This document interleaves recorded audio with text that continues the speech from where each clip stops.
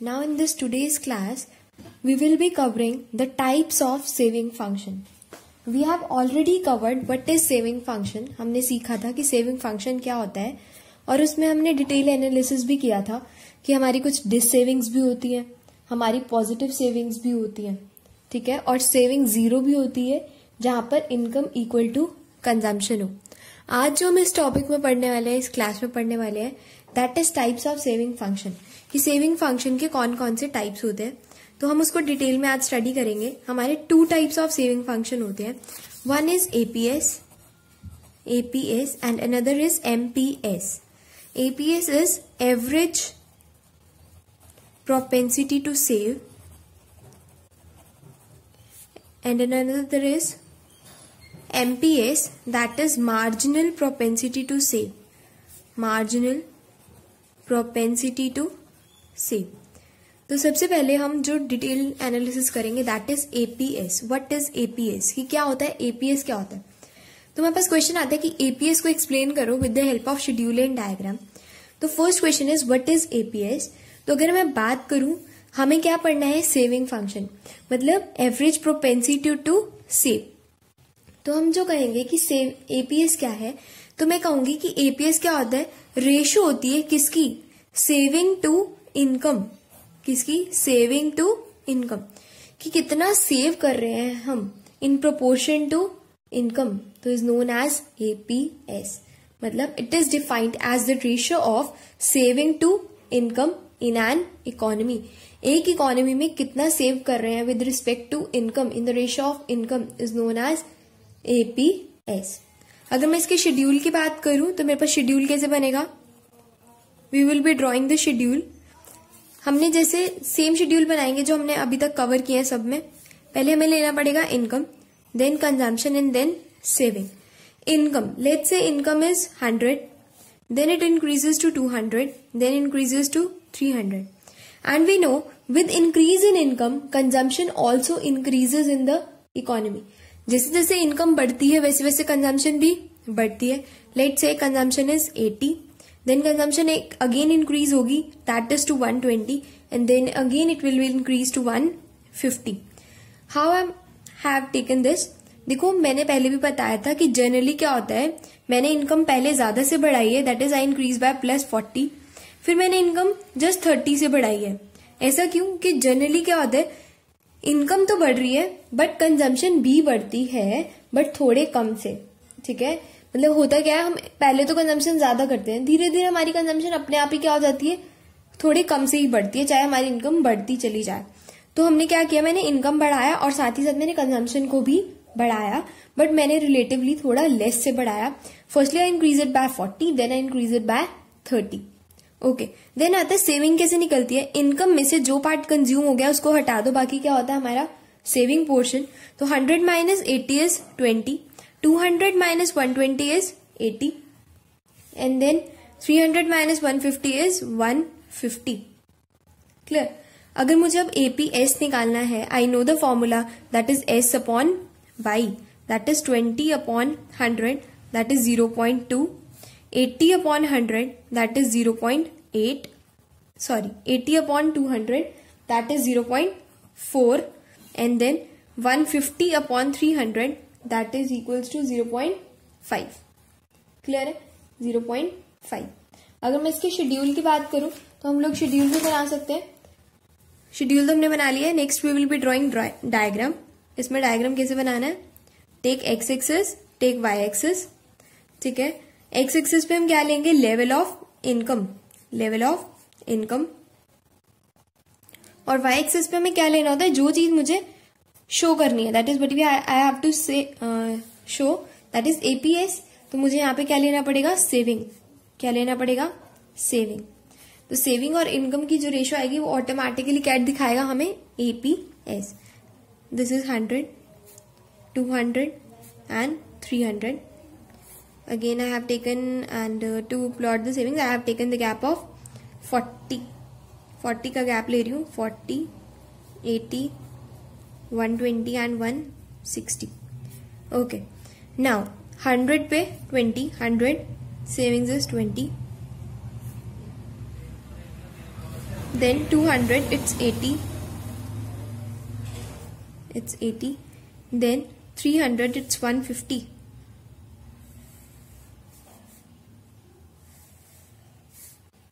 Okay, so a line like this you will get, that is APS.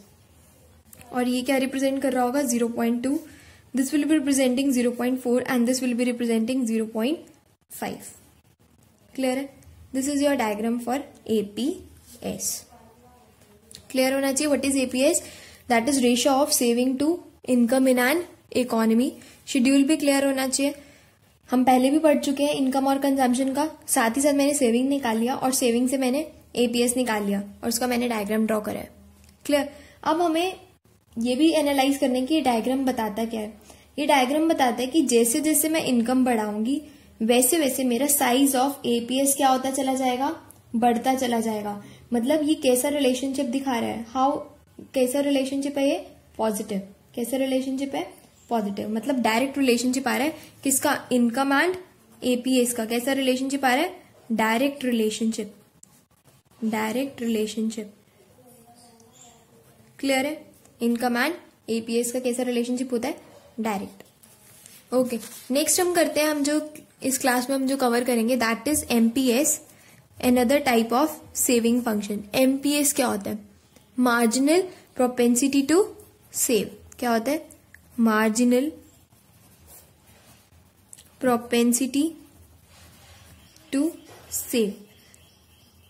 ठीक है. What is marginal propensity to save? Marginal का मतलब होता है change. मैंने पहले भी बताया हुआ है. What do you mean by marginal? That is change. ठीक है. अब चेंज किस में बात करना है? सेविंग में. दैट इज कितना सेव कर रहे हैं, कितना चेंज आया मेरी सेविंग्स में. और किसके रिस्पेक्ट में बात करना है? पूरी मैक्रो इकोनॉमिक्स में हम किसकी रिस्पेक्ट में बात करते हैं? With respect to income. Saving को हम किसके रिस्पेक्ट में बात करेंगे? मेरी इनकम के प्रोपोर्शन में मेरी सेविंग्स में कितना चेंज आया. मीन्स मेरी चेंज इन इनकम के प्रोपोर्शन में मेरी सेविंग्स में कितना चेंज आया, उसको हम क्या बोलते हैं? MPS. तो हमारा फॉर्मूला डिराइव हो जाता है. What is MPS? Delta S upon delta Y. कितना चेंज आया मेरी सेविंग्स में with respect to my income, with respect to change in my income. Again हम इसमें भी बात करेंगे शेड्यूल और डायग्राम की. शेड्यूल कैसे बनेगा? Same schedule we will be following. One is Y, that is 100, 200, 300. Consumption हमने उसमें क्या ली थी? That is 80, 120 and 150. ठीक है. सेम, वही बिल्कुल सेम शेड्यूल बनाएंगे. और सेविंग क्या निकली थी हमारे लास्ट टॉपिक में? That is 20, that is 80 and that is 150. क्योंकि सेविंग क्या होता है? Income minus consumption. ठीक है. और अब हमें चाहिए क्या? दैट इज MPS, की change in savings to change in income. ठीक है. तो अब हमें निकालना पड़ेगा डेल्टा Y, मतलब change in income. First is blank. कितना चेंज आया मेरे इनकम में? 100 से हम कहाँ आ गए? 200. तो कितना चेंज आया? 100. फिर हम कहाँ आ गए? 200 से कहाँ आ गए? 300. कितना चेंज आया मेरी इनकम में? अगेन 100. ऐसे ही मैं सेविंग्स में चेंज निकाल सकती हूँ. डेल्टा S, कि कितना चेंज आया मेरी सेविंग्स में. कितना चेंज आया? 20 से हम कहाँ आए? 80. कितना चेंज आ गया? 60. देन वी केम टू 80 से 150. मतलब कितना चेंज आ गया मेरी सेविंग्स में? That is 70. क्लियर? अब मुझे MPS निकालना है तो हम निकाल सकते हैं delta S upon delta Y. मतलब 60 अपॉन 100, दैट इज 0.6. देन कितना आया? 70 अपॉन 100, दैट इज 0.7. क्लियर है? कोई डाउट है शेड्यूल में? After that we have to draw a diagram. हमें डायग्राम देखना है. Taking X axis, taking Y axis. On X axis I am taking level of income and on Y axis I am taking savings. Y axis पे मुझे क्या लेना है? Savings.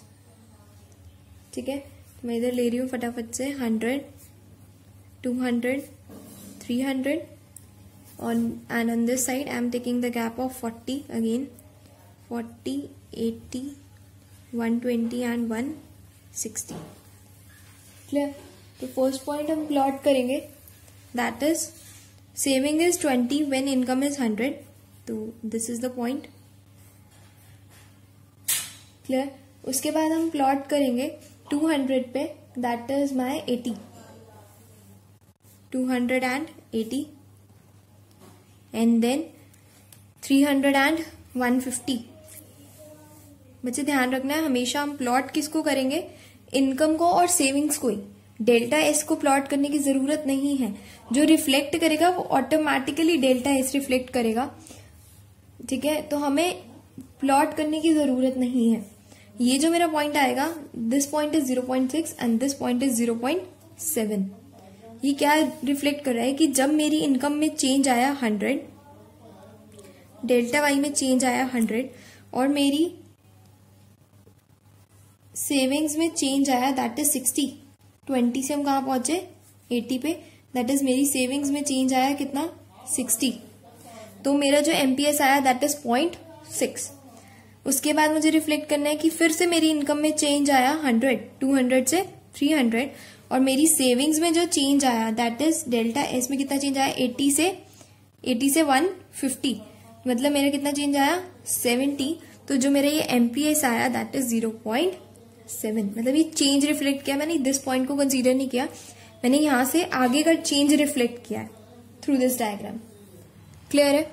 और मुझे इसके बाद एक चीज और, जब हमारा सेविंग शेड्यूल तैयार हो गया है, अब मुझे ये बताना है कि हमें ये शेड्यूल और डायग्राम से क्या पता लग रहा है।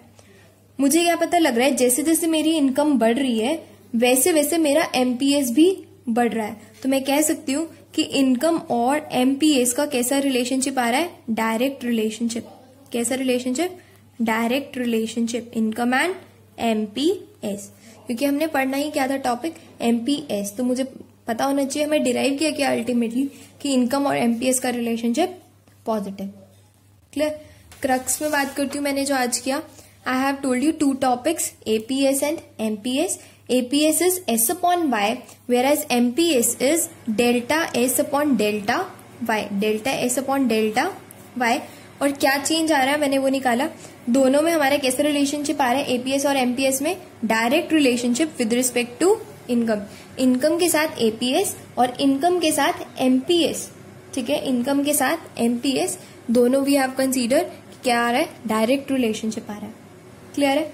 और हमें पता होना चाहिए सेविंग का फॉर्मूला इनकम माइनस कंजम्पशन, और एमपीएस का formula delta S upon delta Y, APS का formula S upon Y. Clear है ये दोनों topics. Okay, other topics we will be covering in next class. Thank you. Do like and share.